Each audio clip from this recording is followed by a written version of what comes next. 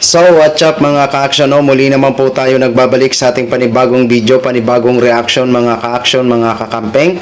May gusto lang po ako na i-share ho sa inyo, pero bago po ako magbigay ng aking komento, panoorin po muna natin itong short video na ito.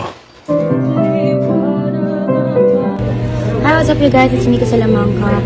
Nandito po ako sa Angat, Bayanihan. Dito po sa Talining's Kitchen sa May Marikina. Nagpo-prepare po kami ng hot meals para po sa lahat na nasalanta ng bagyo. And nag-volunteer po ako. Wala pong maliit or malaki sa pagtulong. Minsan po kahit yung tayo nyo lang po is very important sa mga tao. And way din po yun para makatulong. Tulad po ng pag-volunteer po sa Angat, Bayanihan. Pwede po kayo makapagbigay ng time nyo po at tumulong po sa pag-prepare po ng mga pwede pong ibigay sa mga nasalanta. Lagi po kayo mag-iingat sa bagyo at sa lahat ng kalamidad. So ayun po, doon po kami nag-chop. Nag-break lang po kami. And meron na po tayong nakuhang mag-volunteer pa po. Will, say hi!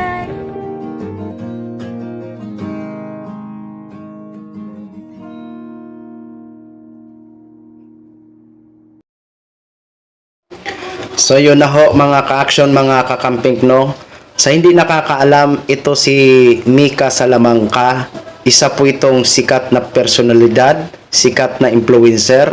At kung hindi ho ako nagkakamali, ay pumasok po ito siya sa PBB. Ayan, correct me if I'm wrong. At di ko sure kung siya ba ang naging winner, no? Basta pagkakaalam ko parang pumasok po ito, no? Sa PBB. At sikat po ito siya na influencer.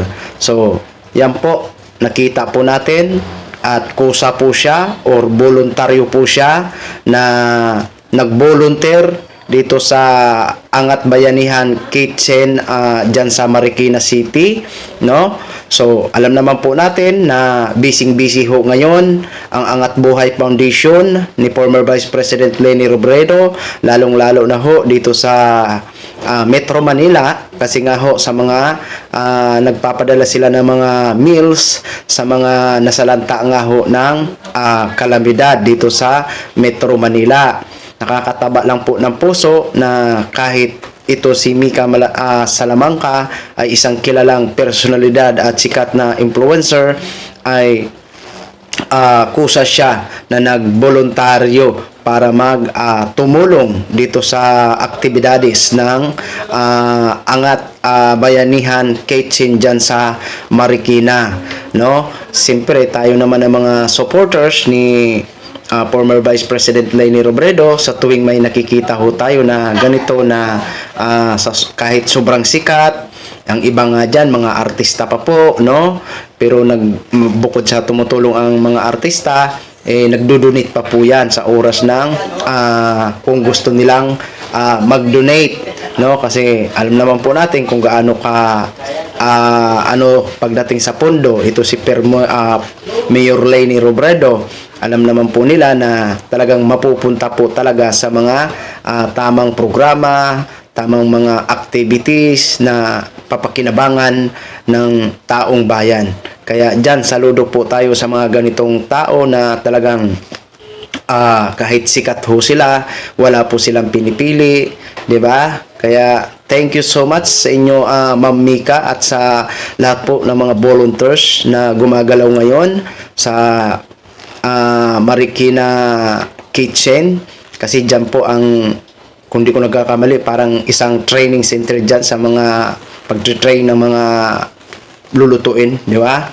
So, yan po mga ka-action, mga kakabink, no? Gin-share ko lang ho sa inyo para magiging update po kayo kung ano na po ang mga sino-sino, ang mga tumutulong dito sa pag-ahanda ng mga meals para sa ating mga kababayan na ipamimigay or ipamamahagi ng Angat Buhay Foundation ni Attorney Leni Robredo, no? So alam naman po natin na marami po itong network ang kanyang programa. Kahit saan po may mga volunteer ho talaga. Kahit sa ibang bansa may mga volunteer din po yan, no? Kaya yan po mga ka-action, no? Maraming salamat po sa ating mga viewers Luzon, Visayas at Mindanao, all over the world. Ako po ang inyong lingkod, si The Action Man. Good evening everyone.